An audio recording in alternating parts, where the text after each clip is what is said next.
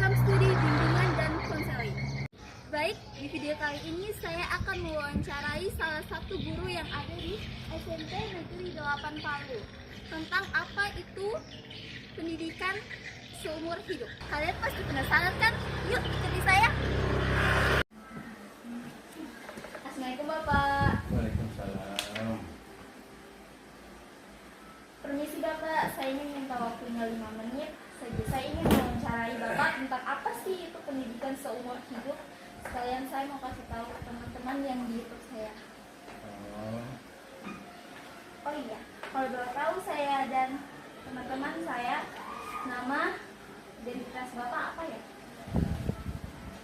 Identitas? Ya, Tentang apa identitasnya? tentang nama. Nama. Kalau nama saya itu Edi Arianto. Kemudian usianya 57. Terus pekerjaan itu guru. Ya, latar pendidikan itu S1 matematika. Ya, saya langsung saja Bapak pertanyaannya, yaitu menurut Bapak mengapa pendidikan sepanjang hayat penting bagi individu maupun masyarakat? Kalau menurut saya, pendidikan sepanjang hayat itu untuk individu maupun masyarakat itu sangat penting. Ya, karena ilmu itu tidak berhenti sampai ilmu sampai kita meninggal, maka dikatakan sepanjang hayat itu ilmu itu tidak berhenti. Ya, dia ada terus peningkatan perlu harus kita ikuti. Maka apa itu pendidikan itu dikatakan pendidikan sepanjang hayat itu pendidikan yang tidak ada hentinya. Ya, maka kita sebagai individu maupun masyarakat harus ingin tahu bagaimana ini itu pendidikan ini, karena pendidikan semakin hari, semakin bulan, semakin tahun itu meningkat. Jadi kita harus belajar terus, belajar dan belajar. Maka itulah dikatakan pendidikan sepanjang hayat. Ya. Terus menurut Bapak pernah mengikuti kegiatan belajar di luar jalur formal? Ya, 9C kalau 9C. Ya, kalau ini di sini kan ada jalur formal, kan seperti yang dikatakan kursus, seminar. Kalau seminar tentu sudah pernah, pelatihan juga pernah. Maka kita harus belajar terus.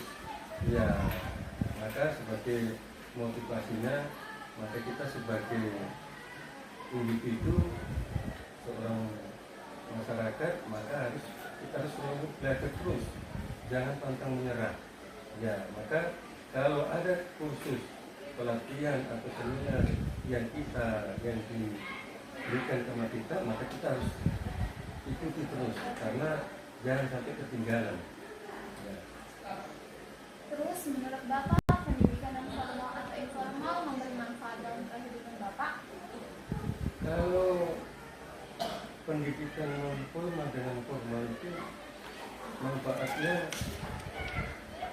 untuk saya pribadi iya, karena formal dengan informal, non formal dengan informal berbeda. Nah, tetapi non formal dengan formal harus dipelajari semua. Ya, karena kalau informal itu seperti di sekolah SD, SMP, SMA itu informal.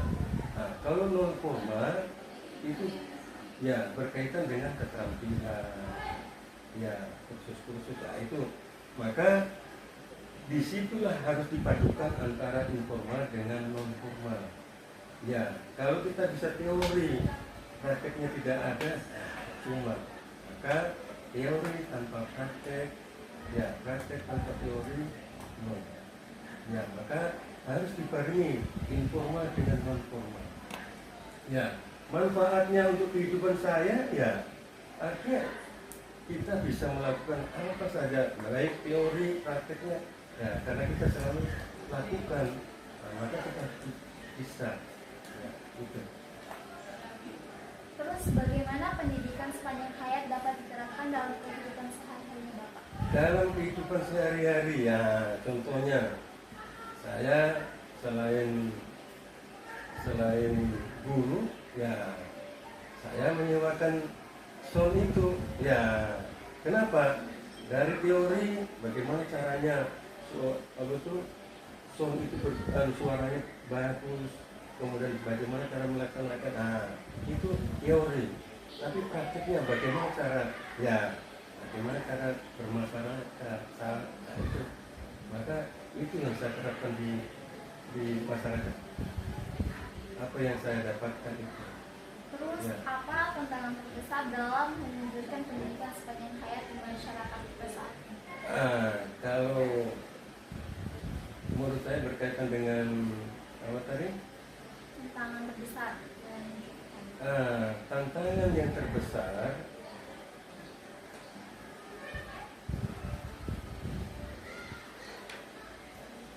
kalau saya tantangan terbesar itulah karena banyak masyarakat ini kalau tentang tantangan ini memang sangat dinamis. Karena apa? Karena masyarakat di sini ini karena sepanjang ayat ini dapat apa tadi sebenarnya?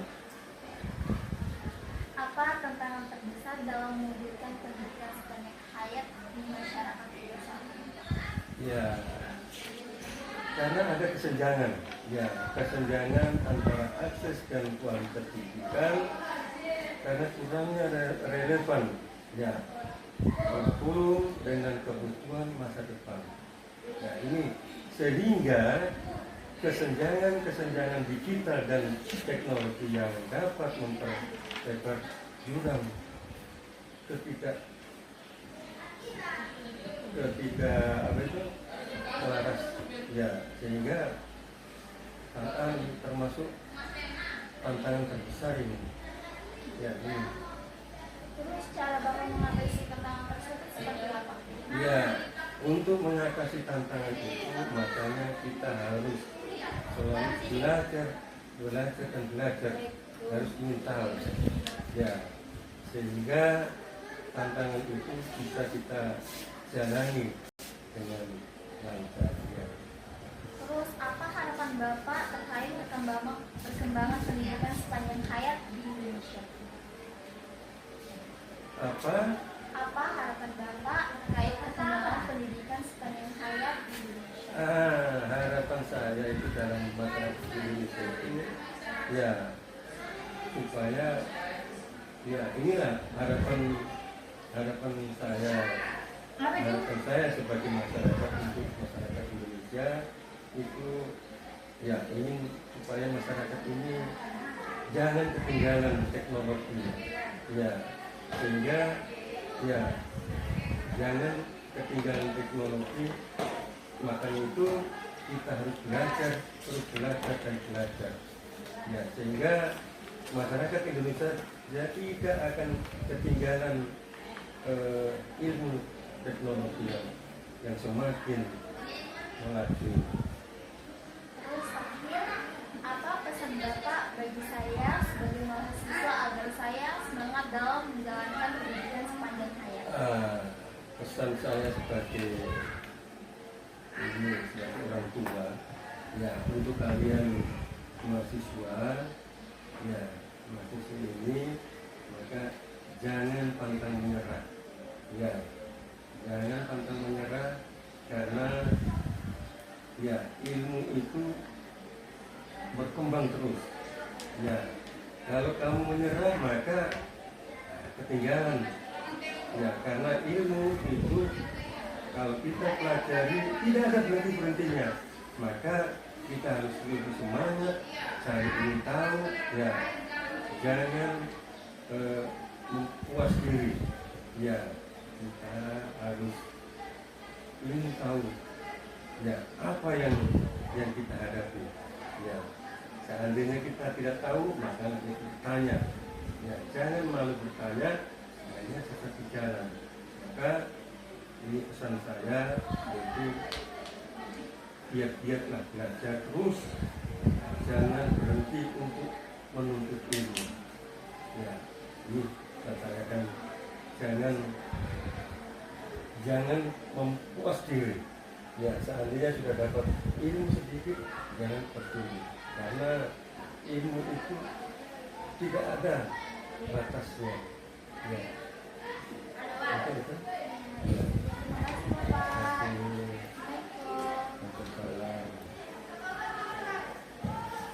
Kesimpulan yang dapat saya ambil yaitu pendidikan seumur hidup itu wajib dilakukan, dan juga kita harus mengikuti sesuai perkembangan zaman, apa itu pendidikan dan teknologi yang ada di era sekarang. Sekian, terima kasih, bye-bye.